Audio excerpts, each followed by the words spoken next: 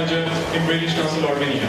A very warm welcome to all of you to our 6th annual Teacher Development with British Council Armenia event, and also welcome everyone who's joining us online through live streaming, both in Armenian and from all around the world.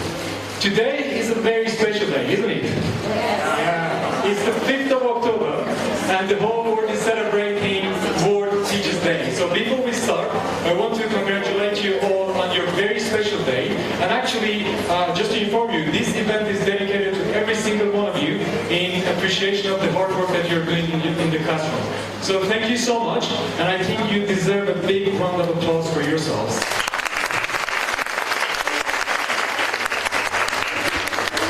As you know, British Council Armenia every year is realizing a large number of English language teacher and learner support programs. And at the heart of all these programs actually lies the belief that for quality in education, we need to have quality in teaching. And that's the only way we can improve learning in the classroom. So we want our teachers to have the right skills and competencies. I'm very happy for the 6th consecutive year we are able to offer you this unique professional development opportunity by sharing with you the latest thinking and expertise in the field and support you to offer quality in your classrooms. Just to let you know, this event is actually aligned to the British Council's Teaching for Success approach, which reflects our global understanding and knowledge of teaching. And also all the sessions that you're going to participate or you're going to watch online are mapped to our continuing professional development framework for teachers. It is called also CPD. Now, if you're not familiar with our CPD framework, I'm going to play you a very short introductory video, but the booklets and the brochures that you have actually will provide you with details. Let's watch the video and then I'm going to continue.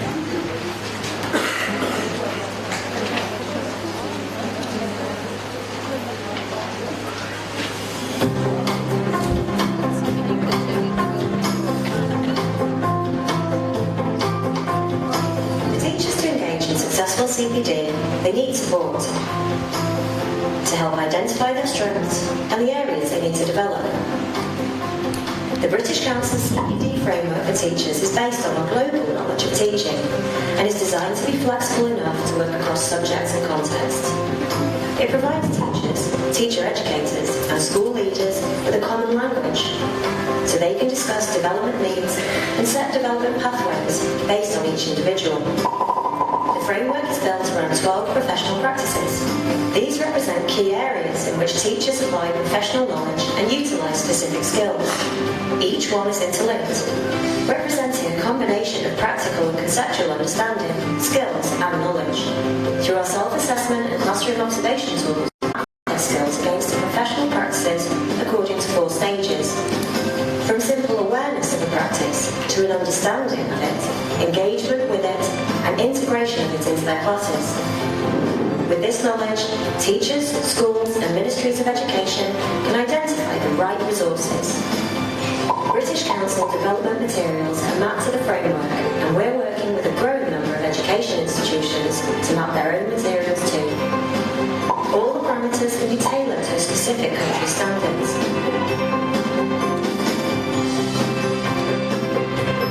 It's not an inspection device.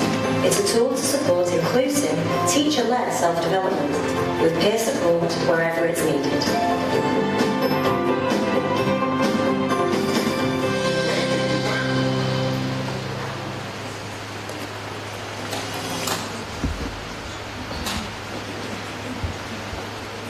Okay, so if you need more information on the CPD framework, you can read the brochures or booklets which are available for you throughout this event.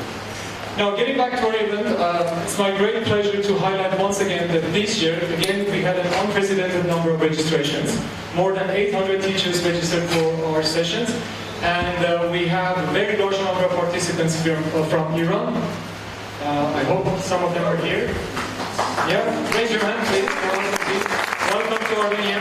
They are loyal participants. As I said, many are watching us live online. So I just want to thank you for making this event such a great success with your participation. Now, to introduce you to our this year's guest speaker, whom I believe doesn't need any introduction, but still, the person who accepted our invitation to visit Armenia and share her invaluable knowledge and expertise in the field with us. We are hosting Penny here. Please join me to welcome her. This is a very short bio of her. I'm sure she can share more with you. Penny was born in the UK and took her graduate and postgraduate degrees at Oxford and Cambridge universities. She has 35 years experience as an English teacher in elementary, middle and high schools, and has also taught BA and MA courses at Oranim Academic College of Education and Haifa University. Her primary interest is practical aspects of effective English language teaching, on which she has presented lectures and workshops at TESOL, IETFL, and other English teachers' conferences worldwide. In 2013, she was awarded the Officer of the Most Excellent Order of British Empire for services to English language teaching. She has numerous book publications on ELT, such as a course in English language teaching, discussions and more, and many more other publications, all published by Cambridge University Press. Penny, in her first session today, is going to provide us with an overview of English language teaching based on perspectives from theoretical literature, research, and educational policy. I'm sure that you are going to enjoy her session. Please join me to welcome her to the stage.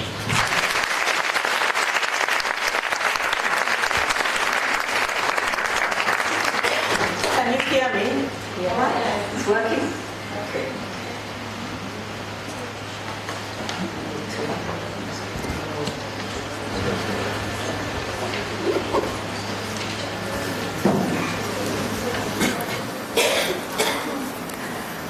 Okay, where do we go from here? As Ada said, I've been looking at this question, where are we with regard to English teaching methodology, from a theoretical perspective and taking into account the research and reading and everything, but mainly from the point of view of the teacher in the classroom, because most of my background, as you heard, is from teaching, mainly in the school system, but also done in private and in university settings. And I'm really, really delighted to be here in Armenia. I was really pleased to get this invitation because it's a place I've wanted to visit for many years. And in fact, after this event, I'm taking another few days to tour the country and get to know Armenia a little bit. So I'm really, really pleased to be here. And thank you very much for the invitation. Okay, back to where do we go from here? Language teaching method. Is there a right, good method, the best method to teach English teaching? Language teaching method can be defined as some kind of coherent set of procedures, activities, things teachers do in classrooms that are rooted in a theory of what language is and how it's learned. So you assume that if you know what language is and you know how it's learned, know how it's best taught, then you have the right method. You'll have a successful method which will succeed in the classroom. I'm going to throw some doubt on that later, but that's the basis of the idea of method. So if you think about a method in the past, just to give some illustrations, there's the grammar translation method. This is the way I was taught French when I was growing up in the UK. A lot of the underlying rationale is that English language is basically grammar and vocabulary. So if you learn the grammar, the rules, and you learn lots and lots of lists of vocabulary, and you do some translation and so on, then you will be able to speak the language. And the procedures, therefore, include things like grammatical rules and exercises and vocabulary lists and translating. We had to translate entire texts, both from English into French and from French into English. And mainly reading and writing. I finished learning French in school and I couldn't really speak French at all. I went to France and couldn't understand what they were saying. Though I have to say that after a month or two in France, I actually did begin to speak because I had a solid basis in the vocabulary and grammar. So it's not quite so much the disaster as some people imply. But an overriding emphasis on accuracy. The important thing is to get the language right, not to communicate ideas, but to get it right, to write correct sentences and to say correct sentences. So that's grammar translation. And then round about wartime, Second World War, a little bit afterwards, and well into the 1960s, we have the audiolingual method. And the underlying rationale here is that language is speech. So you've got to shift away from the emphasis on writing. Language is speech, not writing. Language is a set of habits. We're coming into behaviorism here, sort of conditioned responses. And the work of Skinner underlying this. Teach the language, not about the language. So you don't teach rules, but you teach what they call patterns, which you repeat and learn by heart and hopefully make a habit of them, getting them all right. And procedures, things like lots of mechanical drills, lots of repetition, learning dialogues by heart. Very, very little teaching of vocabulary. When I started teaching in the early 1970s, say, I was told, don't worry about teaching them vocabulary, teach them the rules, the grammar, and they'll pick up the vocabulary as they go along. Today, it's completely different. Today, we have a much more of an emphasis on vocabulary, and we are aware that vocabulary is of primary importance. Mainly speech, but again, the emphasis on accuracy. The important thing is, for a successful graduate of an audiolingual course, that they can produce grammatically correct English sentences.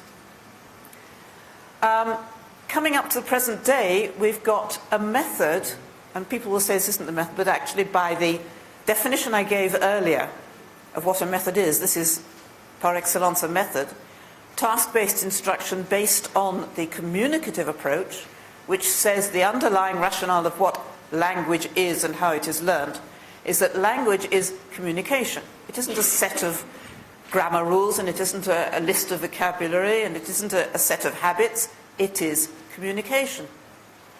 And therefore, the best way to learn it is by communicating as you learn your first language. And procedures include things like mainly communicative tasks, have sort of bridging the information gap or opinion gap, talking to a partner about things, reading and understanding texts and talking about them, and so on. Very student-centered, the teacher as facilitator rather than teller. I'm not going to tell you what the rules are, I'm going to let you discover them for yourselves and discover how to use the language by using it. Occasional reactive discussion of grammar, but it's only as a sort of sideline, as a response to something which came up in the communication, and not a proactive syllabus. And here we got a shift. Instead of the emphasis on accuracy, the emphasis on fluency. Never mind if they make a mistake, the important thing is that they get their ideas across. Now, quite how far this is actually happening in classrooms, I'm going to ask you in a minute. I forgot to say at the beginning of my talk that, as you heard, I come from Israel. In Israel, audiences interrupt you all the time. And I actually like this, because then I know if I'm getting something wrong or something hasn't been understood, I immediately get a response. So please may I invite you, if you have something to say in response to anything I say, please raise your hands and say it. Don't wait till the end, because you'll probably have forgotten what you wanted to say by then. Okay? So I'm happy to be interrupted rather than waiting for the questions at the end. In fact, all of these, grammar translation, audiolingualism, task-based instruction, they're all theoretical models. They rarely actually ever existed in their pure form anywhere. Certainly not today. But they are useful in providing some kind of overview. They give us a general impression of the kind of policy, the kinds of things that teachers were encouraged to do at particular times. So when I was learning French, as I said, the teachers were told, you don't need to speak French in the classroom, just tell your students about French words and rules and so on.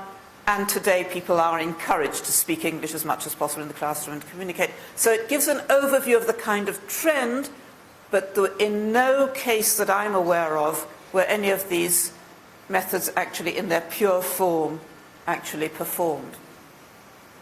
Very often a new method was developed as a reaction against the one before.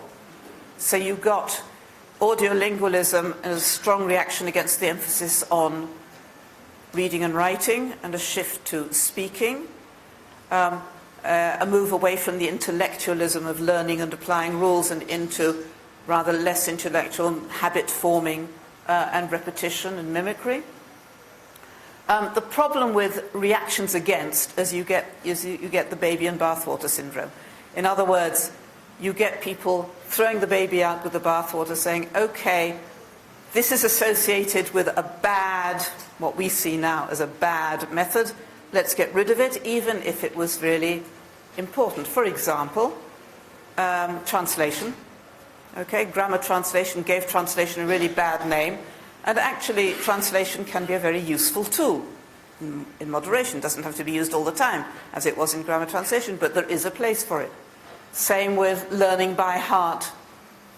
In the audiolingual methodology, people said you shouldn't be learning by heart, you should be saying your own thing, but there is a place also for learning by heart. So we have to be careful when discarding an old method not to get rid of all the good things that were in it as well. It's common to talk about a post-method era. People are saying these days, there are people saying in the 1990s, early 2000s, method is passé. We're talking about post-method, rather like postmodernism. And you get a whole lot of articles, people, theorists saying, you shouldn't have a method, you should have something, they don't say right what it is, but not method. Approach, okay. We could have an overall approach. So, for example, Pennycook, who goes it from the point of view of the political aspect, concept of method, he discards it because he says it has a political subtext, which is negative. Prabhu, in 1990, wrote an extremely interesting article, which I recommend. Incidentally, I'm going to show you, of course, provide you with all the references here. I will also make sure that this entire presentation is passed on to the British Council so they can put it on their website and you can download and look at it if you need to. So you don't need to take photos of screens or anything. And Comorado Velo, the post-method condition, is perhaps the most well-known of the supporters of the post-method condition. We're into post-method. But more interestingly than all these theoreticians, there is actually some research that method is not the critical variable in successful teaching. This is an article I came across some years ago I attended a talk at TESOL given by Mark Clark. And he told the story of a piece of research done in Denver, Colorado, on 3 teachers who were not actually teaching English as a second or foreign language. They were teaching literacy in the first grade of school, okay, elementary school. And they isolated 3 teachers who were being outstandingly successful. And they were all teaching disadvantaged children who were underprivileged for one reason or another. And all 3 of them were having most amazing results. By the end of the first grade, all the children were literate and enjoying and meeting challenges and doing all sorts of amazing things that even children from more privileged backgrounds were not managing to achieve. And they looked at these 3 teachers and asked themselves why they were so successful. And the interesting thing from our point of view is that these 3 teachers were teaching in 3 completely different methods. One of them was teaching in a very traditional way, learn these 10 words, you'll have a dictation tomorrow. Okay? The second one was teaching by the project method, go out into the neighborhood, find out things, come back, we'll write it up and draw pictures and make exhibits and do a project. And the third was teaching through a method which is now not used very much, but at that time was very popular, called whole language, which involved reading a lot of stories, a print-rich environment, a lot of reading and writing of texts. And all three of these teachers were producing children who were literate and good students. And the conclusion which the researchers came to was that it was not the method which was the critical component here.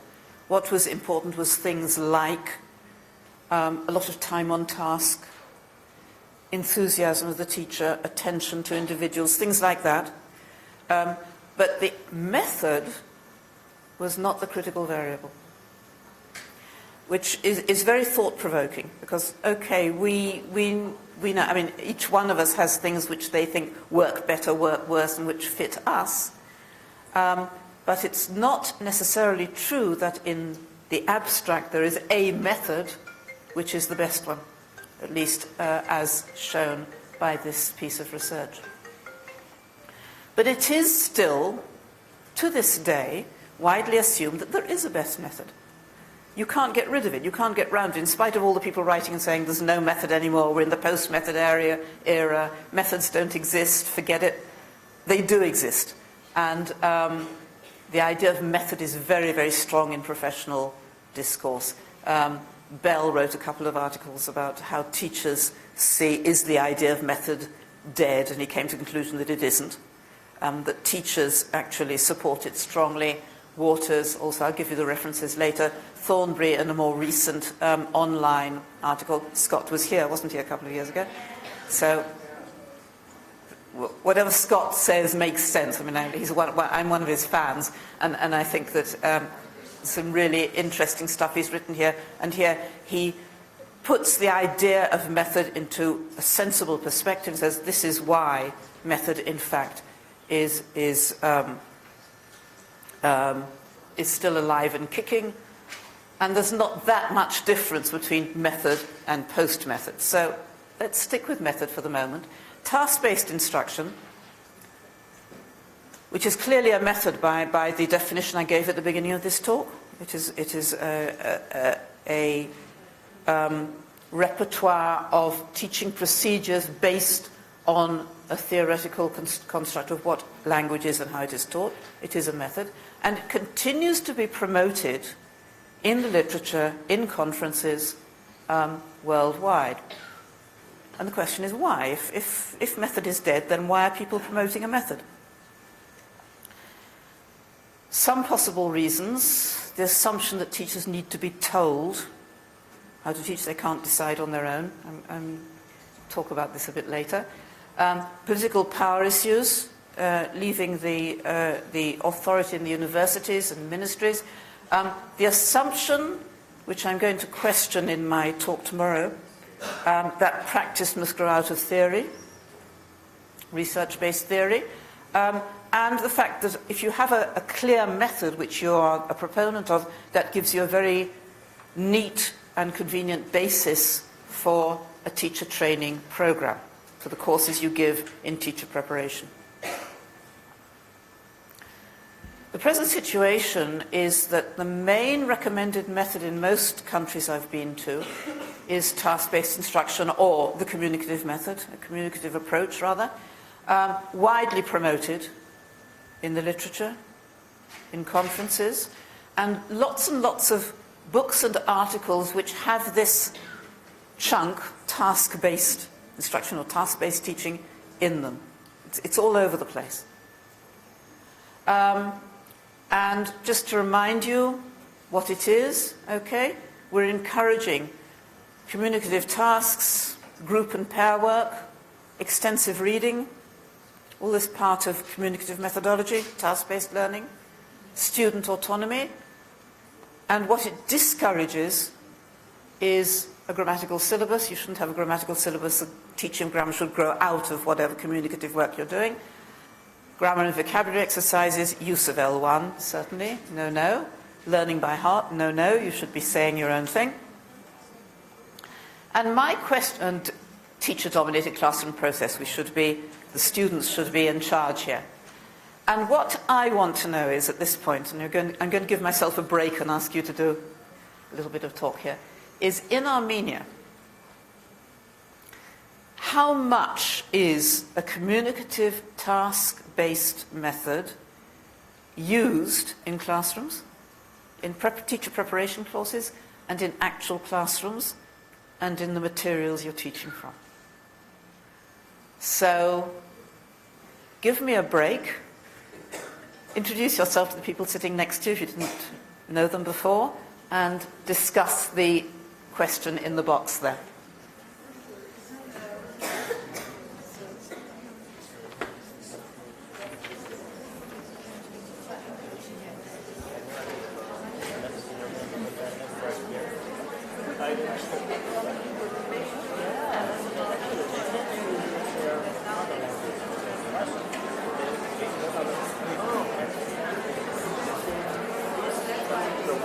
Am I clear? Is it okay? Clear? Okay.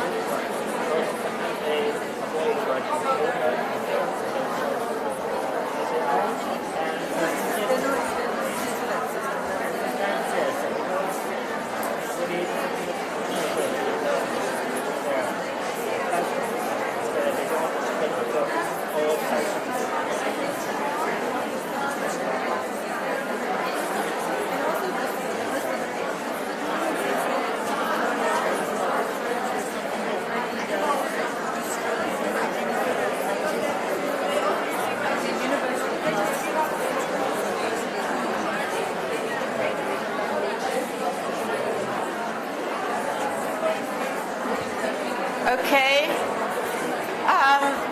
Can I hear some results of what you've been saying? Anybody willing to? Do we have a microphone, a roving microphone I could use here? Anyone? No. This one? Okay. Good. Yes. Yes, please. Could you give it to this lady, please? Okay. So use your teacher voice, but make sure everybody hears you, okay? Yes. Can you hear me? Yeah. Good evening. So I think that in our Armenian school, task-based approach is not used at all because grammar translation mainly is used grammar translation method, as I know. And task-based approach is used only in American University of Armenia and in language schools in Armenia. That's my opinion. Mm-hmm. What about teacher training? Teacher training courses, if they are organized by American councils or British councils, then it is used. But if it is organized like the Ministry of Education in Armenia, again, it is not used. Because the ones that I attended, I didn't see any task-based approach there. Only like L1 is used. Okay. Anybody else? Do people agree or not? Okay. Anybody who doesn't agree? Yeah, it's me. Yeah, go ahead. Again to Yerevan, on behalf of the Armenians, since I'm not Armenian. I'm from Where are Syria. you from? From Syria. And I'm going to tell you the situation there. Well, of course, you know, it's very highly encouraged actually teacher preparation courses to include this method, especially to, you know, be updated academically and for the profession of teaching English. But you know, for several reasons. One of them is the lack of facilities that help us as teachers to teach students communicatively.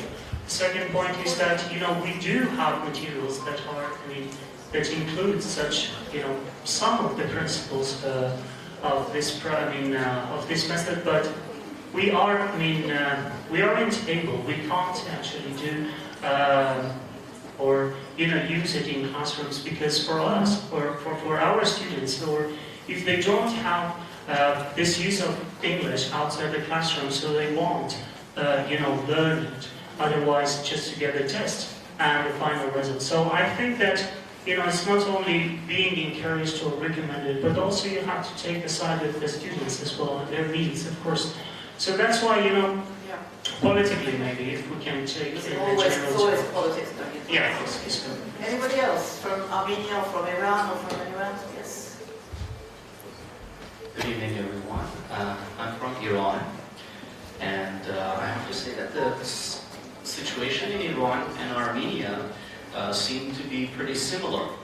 We have the same problem in Iran, that the education ministry and actually the government, the state system encourages very much the grammar translation and things like that.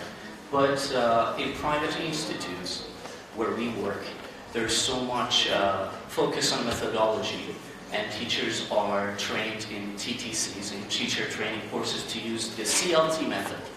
But at the same time, the same teachers, when they go to their classes, they're totally lost with the methodology. So they partly use the method and partly what they have learned from their school experience. So that's it. Thank you very much. Anybody else? Yes?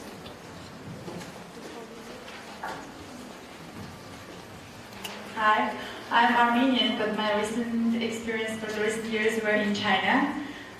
So I'm going to share that experience. And there, what I like about them is that they really put the main stress on communicative approach, and that's why they hire foreign teachers where you don't know Chinese and the kids, they don't understand English, so you need to teach them, not using their L1. And what I like about they give full freedom to the teacher how to design the classes. They don't put you in frames, you need to use this exact materials, or you can't use these activities or those methods. So you're free to do anything, you just need to give them the results, and the kids need to start talking in English. But are they encouraged to use this methodology or not, would you say? Actually, they don't give any trainings, anything. They hope that the teachers are trained. But when they hire, they put attention to your teaching methods, what you... Yeah. Thank you. Anyone else? My experience talking to teachers in different countries is that as has become clear here, there's a good deal of conflict and confusion. Some authorities are saying, yes, we should be teaching by communicative methodologies. Some are saying, ministries are saying, as you said, that keep to grammar translation. The teachers on the whole, if you ask them, and I'll say this in a slide which is coming up in a moment, on the whole, teachers will say, I teach eclectically. What's eclectically? I teach... Okay, we'll come on to that in a moment. The problem with a pure task-based instruction is that it's likely to be ineffective in most contexts. I mean, Swan makes a very, very strong case, theoretical case, but also he has a lot of background in practical teaching as well, so it's also practical. But he argues that task-based instruction won't work. I think it was you who said that the problem with task-based instruction is that it's very much rooted in ESL, in other words, English as a second language in an environment where English is spoken outside the classroom. When English is not spoken outside the classroom, you have a problem, and it may not work so well. There's quite a lot of research on the Asian context, so coming to China now, Japan, Korea, Taiwan, places like that. Where it appears that teachers, it doesn't work very well. The students don't like it, the parents don't like it, and they tend to revert back to more traditional methods. Most teachers, as I said, will say, as I expect most of you will say, that you teach eclectically? Yes? No? Some of you. How many of you would you say, raise your hands here, let's just have an idea. How many of you would say you teach using a task-based or communicative method? how many of, look around you and see, okay, keep your hands up, look around and see. We've got a substantial minority here, not a majority though. How many of you would say you teach traditionally, whatever that means, sort of brave man over there? How many of you would say you teach a mixture? Most of you. And it depends. Okay, we're back to it depends, which is the case I'm going to make at the end of this talk. So I think we're going to come together here. But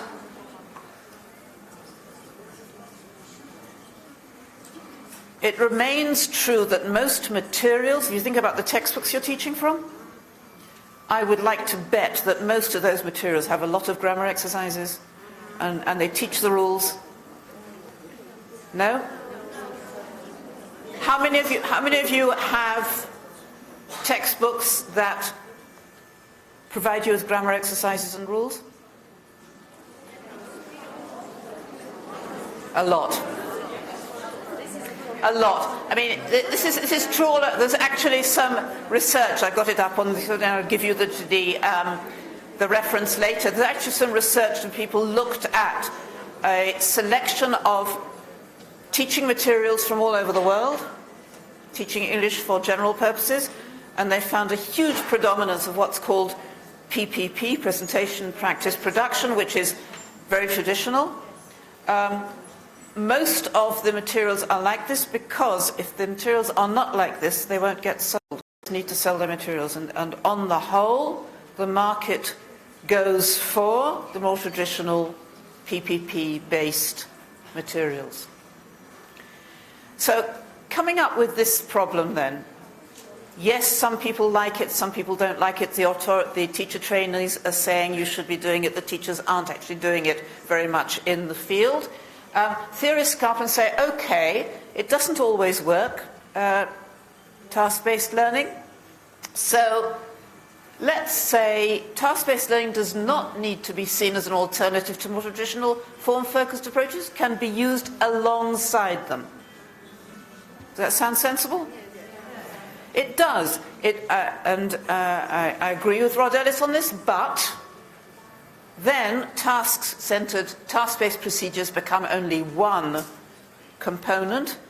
And is this task-based instruction? Is this a methodology? Or is it some kind of blend?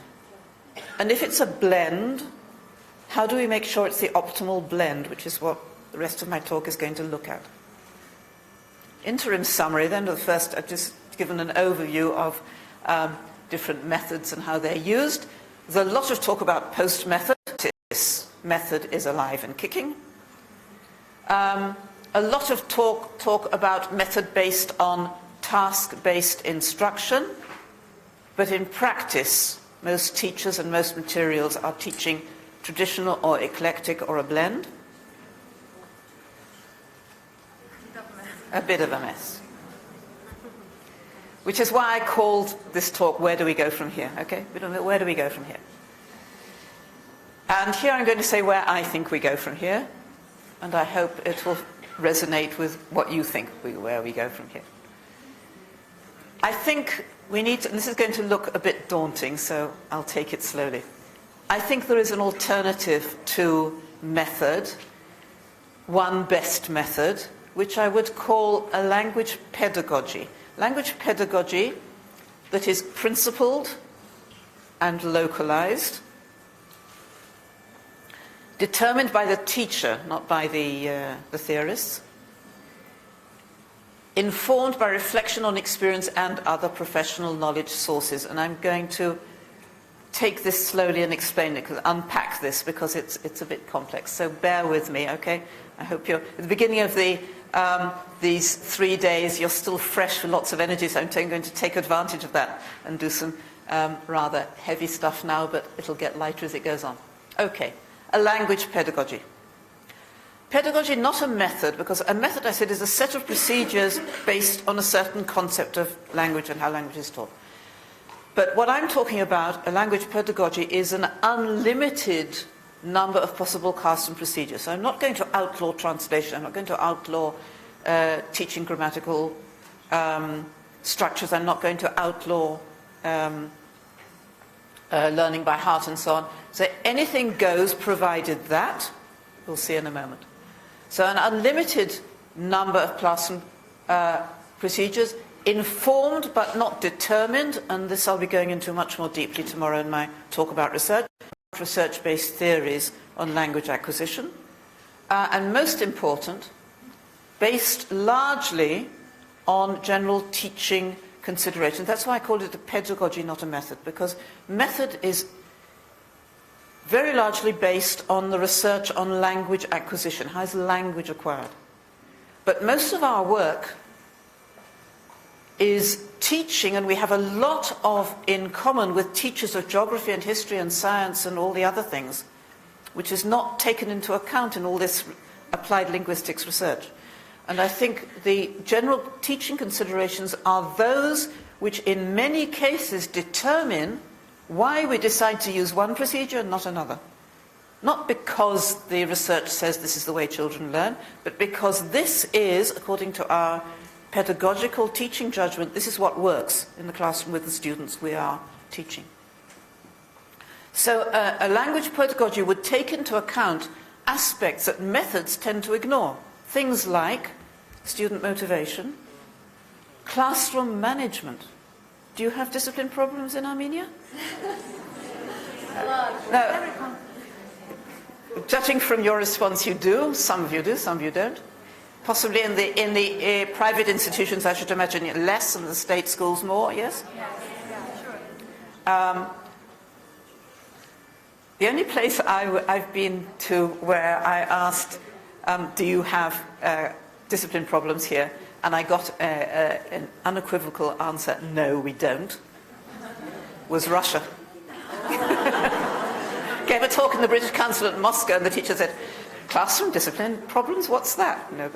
Anyway, where I come from and where most teachers are at, classroom management and classroom discipline are an issue, and very often we will choose to use certain methods because they are easier to control and make sure that there is a smooth classroom process, and we will not use another one which produces problems. Okay, and that's a perfectly legitimate, indeed important consideration when we're choosing how to teach. Large heterogeneous classes. What size classes do you have in Armenia? 20? Minimum 20? Maximum? 35? 35 is pretty big. 40? What about Iran? How many do you have in Iran? 50? 15? Yeah. Academic hours, but that's fairly standard worldwide, yes. So large and heterogeneous classes where you have all sorts of different levels. I'll be going into that later. Classroom climate is something I need to worry about. Lesson planning is something I need to worry about, which all teachers do, not dealt with in the applied linguistics literature. Homework is something I need to deal with. Upcoming exams, all these are pedagogical considerations which any teacher has to take into account and which will inevitably affect what procedures we decide to use. So that's why I called it a language pedagogy. Principled. I.e. not just do whatever you like, but I think it's important to have teaching principles. My basic principle in my teaching is the achievement of good learning. I define teaching as that which results in learning. A good teacher is one whose students learn. And therefore, I'm going to choose my procedures not according to whether they fit a particular method or not, but according to whether I believe or know or have found that the result is that the students learn well. That has to be my basic motive. Effective language teaching is effective language learning. There are other principles, pedagogical ones, educational, social, particularly those of us teaching in elementary school, in state schools, educational, social values, democratic values, creation of classroom climate, student motivation, relationships, and so on. All these are also principles, and they will also affect why I will choose one procedure over another. Language pedagogy that is principled and localized. Many decisions will be based on where I'm teaching, the particular population I'm teaching, maybe if it's children, then their parents, what they're expecting, what the society around is expecting, student population, teachers' own personality, something which is missing in the literature. What about what I want to teach, the way I feel comfortable, the things I am good at? Okay? So my own particular tastes, beliefs, skills in teaching. The goals of the course, whether it's obviously general or specific, English for specific purposes. The local culture, the way the people around see learning and see English even. National syllabus, if there is one. Again, it's a local... Do you have a national syllabus in Armenia? Yes. What does it consist of? Does it consist of standards, can-dos, or grammatical structures, or words, or what? What?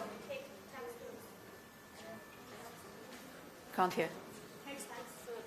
Textbooks. Yeah. The textbooks implement the syllabus, but there's no, apart from textbooks, there is no document which is... Yes. A lot of national syllabuses are like that. Exams, okay, local exams is going to make a difference. If they're going to have to take an exam which tests a particular skill, you're going to have to teach that skill because you have a responsibility to help them pass the test. Determined by the teachers. I think this is a really important one. The teacher or group of teachers in a school decide on their pedagogy rather than a university or a ministry, taking into account, of course, research, ministry policy, etc., but the decision has to be the teachers, based on what Prabhu called the teacher's sense of plausibility. What the teacher feels makes sense. This makes sense to me in the situation I'm in. Informed by reflection and experience and other professional sources, the primary source of the teacher's sense of plausibility is probably experience, and other sources, sharing with colleagues, feedback from students and so on, all the other things which we learn from. But if you ask teachers, and as I will ask you, and I'll ask for a show of hands in my session tomorrow, where does most of your skill come from, most of your expertise come from? Most people tend to say it's from experience, but we'll see when we get there. Does that mean anything goes? And in a sense, yes, up to a certain point. Potentially any teaching procedure may be part of such a pedagogy, provided that you can justify it by saying, this is according to my teaching principles. I've already said what my main principle is, and each person has their own, which they will use as a criterion for deciding what procedures they're going to use. And therefore, the functions of the teacher-trainer are not to say, you should be using this method, you should be using these procedures, this is how language is learnt, and this is how you should be teaching. But the function of the teacher-educator, teacher-trainer, teacher-educator, is to provide information, so the research and so on, about languages and how they're acquired. So the student teacher will learn about language and learn about how it's acquired. A range of practical teaching ideas from all sorts of sources. Opportunities to reflect and discuss. In other words, what you're giving the teachers, what I think the best teacher educators and courses should be giving teachers is a range of information and ideas and the tools and the right to choose which are right for them. So opportunities to reflect and discuss. And if I'm a teacher trainer, I'm going to share with my students things that have worked for me. But making it clear that these are things that have worked for me. You don't have to use them, but I'm making them available to you, because if I'm not making them available to you, I think I'm being irresponsible. I've got the experience, I've got ideas, I want to make these available to the next generation. Okay, before I come on to examples from my own perspective and how I implement this myself in my own classroom, can I pause for a moment and ask if there's any responses or thoughts about anything I've said up to now that you'd like to share? Yes, can we have a microphone? Hello. You from Armenia? Armenia, yes, Armenia. I've heard that you shared information about the fact that some teachers use certain methods based on classroom management to be able to discipline their students. I believe that sometimes it is effective to adjust certain methods. For example, if you believe that communicative method is useful for your classroom, it is good to adjust it a little bit to create some rules, like listening to your partners and then responding and everything. Like, for example, if they create certain chaos in the classroom. This way it is possible to use modern teaching methods and not ignore them immediately and give up just because they do not work at once. Right. So sometimes I really do adjust certain methods, and I sometimes mix them together, not just stick to one method and believe that only one method is the best. I want to pick up something from what you just said there. I've often heard from students of mine who I taught in methodology courses in my college, and they come back to me later and said, you taught me all these lovely things, but I can't use them in school. They don't work in school because of all sorts. You see people nodding here. It happens all the time, and I think what you said about if it doesn't work the first time, don't despair. Try again, I think is really important, because there are some things which in some classes will work, with other classes won't work. Some situations work, some won't, and so on. So that was really important. Yes, and also I wanted to add that when you provide, the teachers are provided with teacher trainings, and they are told that these are the methods that are used in the world, they also need to get some feedback, some practical feedback. Yes. In the classrooms, like someone needs to also pay attention and observe them in the classroom, how they apply. Yeah, well, that's you're absolutely right, but that's a whole new thing, observation. So I don't want to get into that at the moment. Anybody else like to respond to anything I've said? Disagree? Protest? Yes. Ask questions. Sure. I would actually like to know how. Can you hear her okay?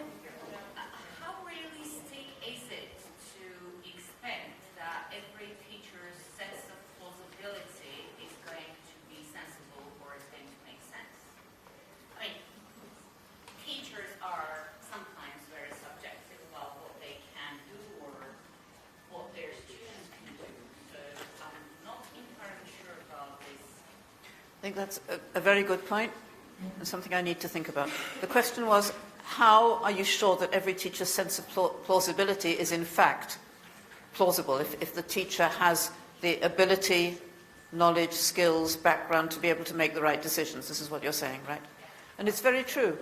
And that's why each of us needs to be ready to listen, to hear, to learn. Like all of you have come here to learn things and equip themselves to be able to make decisions. And that's why I'm saying that the function of teacher training, teacher education programs, is to equip the teachers with the tools that they should be able to make these decisions. But it's a very, very good point, and we'll talk about it. Maybe we'll meet afterwards and talk about it. Thank you very much. Anybody else?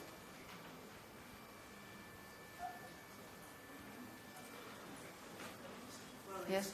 Kind of similar question to what you was asking about, especially that your inclusion stems from the teacher and starts from the teacher who decides after being trained and equipped. Yes. And here we have a very important question, very big question mark on being equipped and, you know, knowledgeable enough to decide, you know, what to do and how to do that. But regardless of that, we have, you know, a risky, you know, process of deciding these materials and how we can teach them. So I'm looking at, you know, this definition from, for example, the third world, you know, countries. So I find it like, you know, if we don't have such training, I mean, teacher training programs, we will not be able to, as teachers, won't be able to, you know, provide you know, the ministries there in our countries with the right decisions to build the materials. Yeah. You know, because, yeah, you started from the teachers and then a reflection on the theory, that was okay. But when we come to the point of training the teachers, this is a very, I mean, you know, huge... I think one answer to your point here is that a teacher at the beginning of their career, if you think back to when you first started teaching, you were teaching a combination of how you were taught yourself with what you learned in whatever teacher training program you went through. And at the beginning, you were doing what you had been told or given to understand was the right way to do it.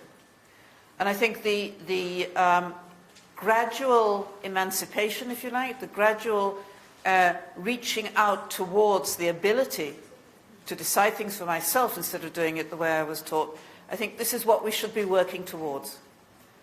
I think you're absolutely right, and I think I am wrong in not having stressed enough that for beginner teachers, for less able teachers, for novice teachers, they might not be able to take the decisions I'm advocating that should be taken.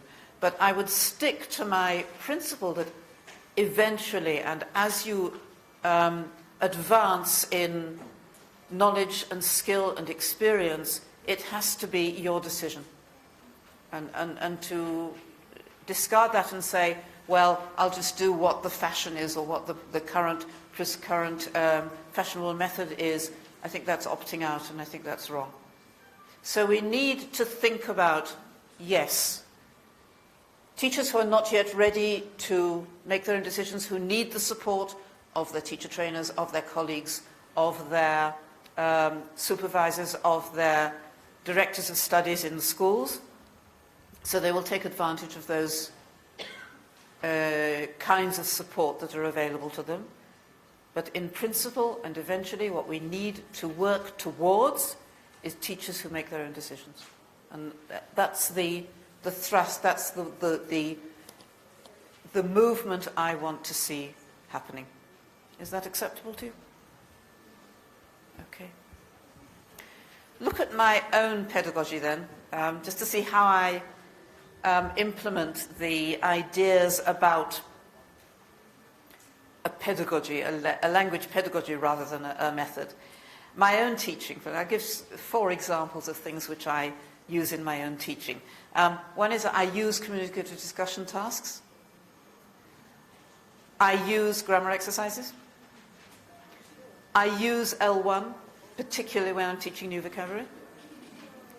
I use games, or what I call game-like activities. I don't really like saying games because games implies this is sort of time-out fun and we're not serious about language learning, and I am serious about language learning. So I'm talking about game-like activities that achieve serious language learning while being fun as well.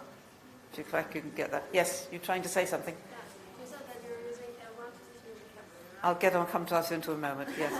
So don't they start like associating the word, like trying to translate in their mind, and then just after translating they start speaking in English?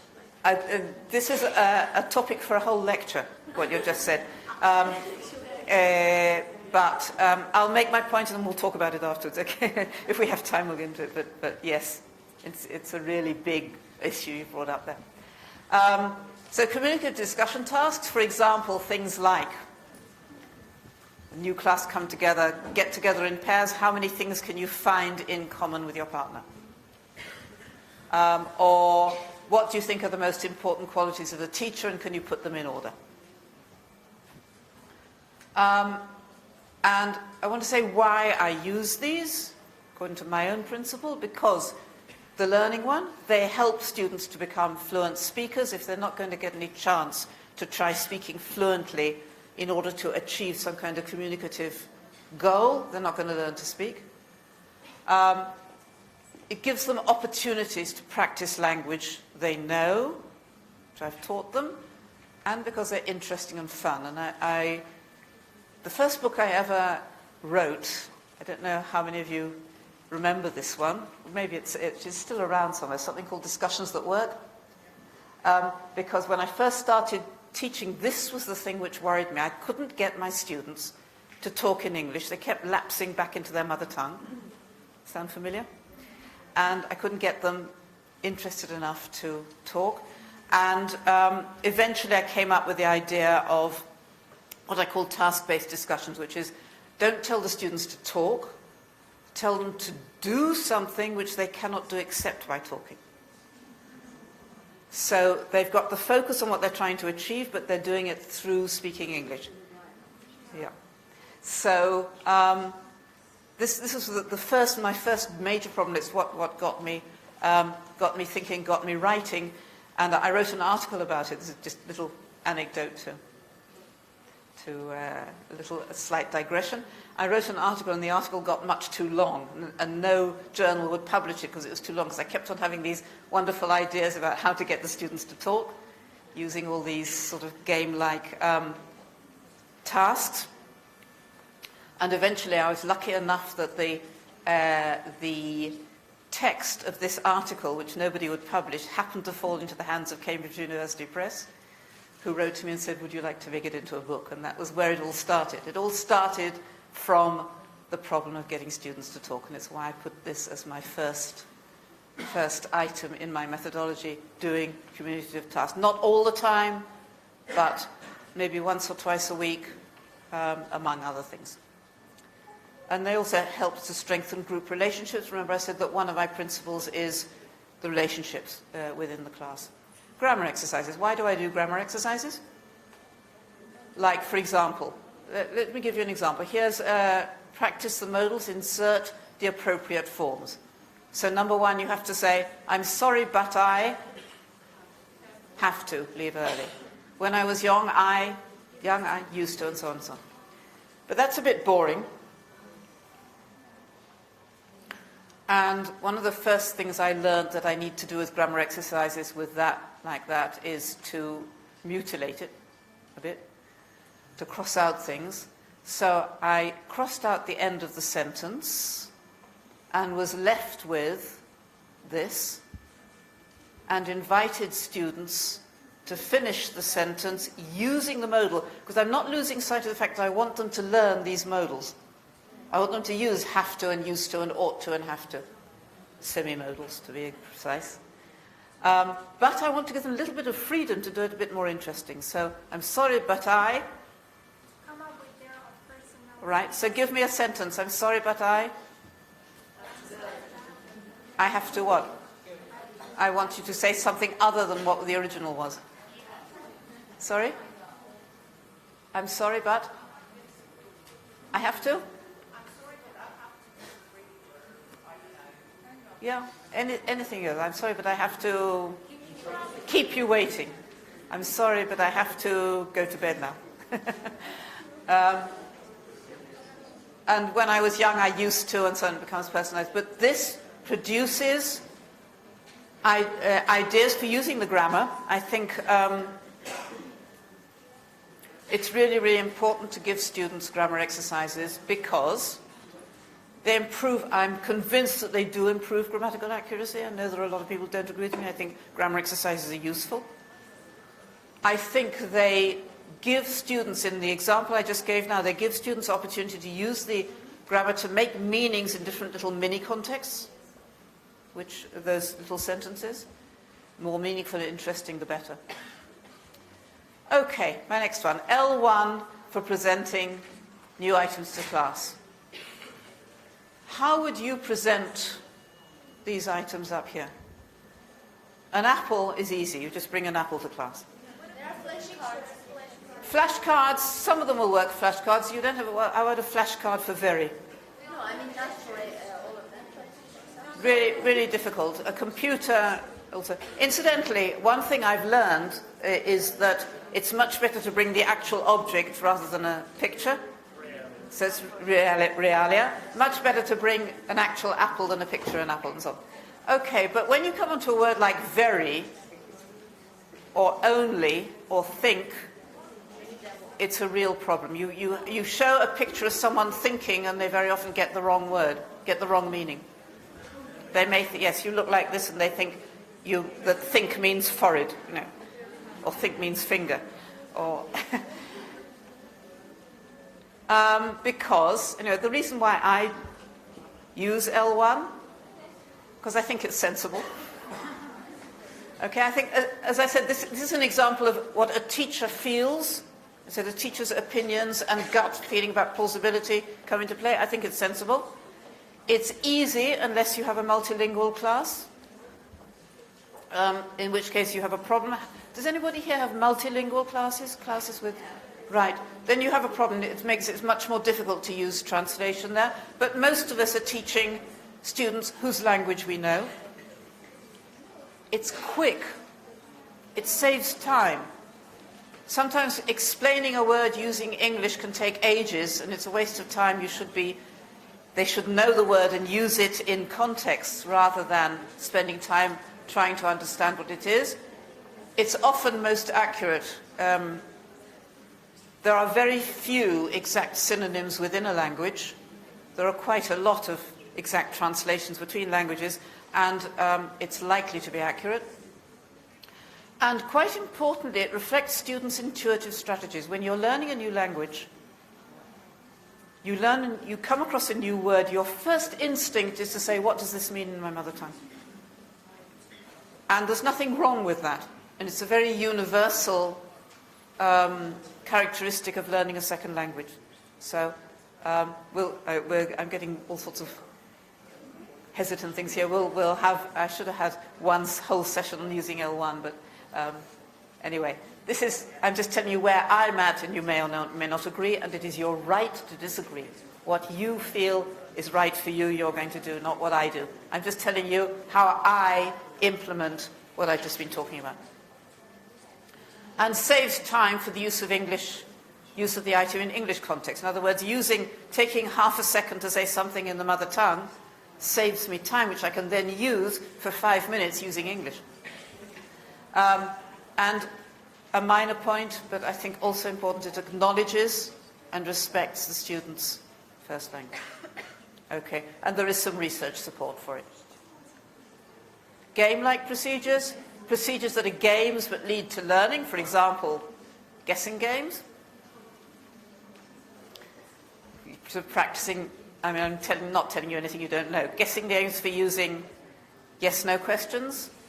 Bingo for vocabulary review, because game-like activities are fun and motivating, increase attention, participation, contribute to a positive classroom climate, and this was one reason I brought them in, they prevent discipline problems. I had terrific discipline problems when I first started teaching, and the only way I could prevent them was by keeping the students interested enough so they didn't have time to make problems, and this was one of the things I did. And encourage playful use of language. Playful use of language, there is actually some solid research that this leads to good acquisition. Okay, I'm coming to the end now. To summarize, we can and should learn from wherever. But the bottom line is that eventually it is the teacher's own decision how to teach, based primarily on the answer to the question, what will get my students to learn English well? Postscript, isn't this what's happening anyway?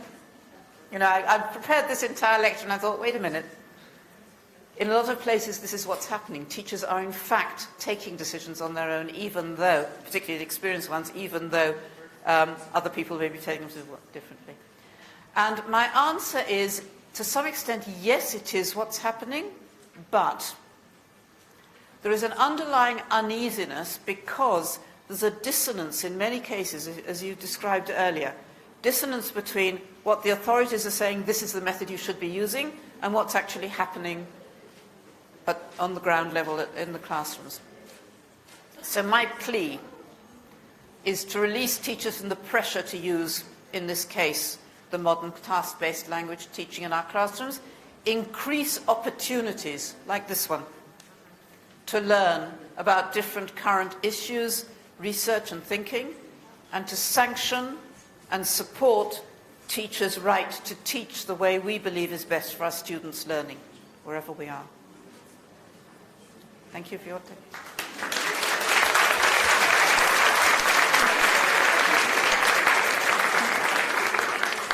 As I say, I have all the references here. You don't want to go through them now, but they are there available. So I will make sure that the whole text is available to you online for those of you who are interested. We have a couple of more minutes if you've got any questions before we wrap up the session. Any final questions, comments? Protests. There's a gentleman over there.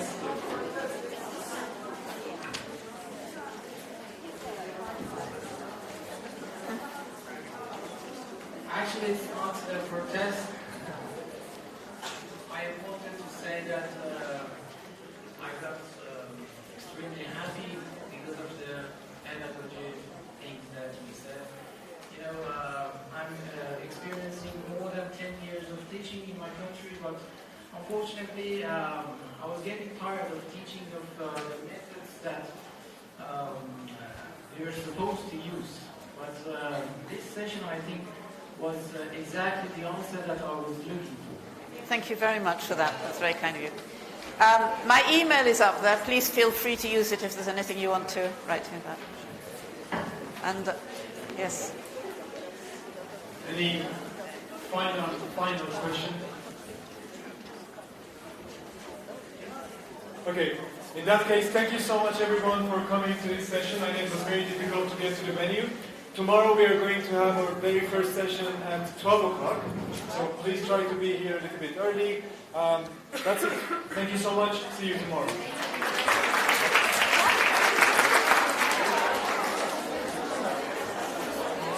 Excuse me, can I announce something? No, that's,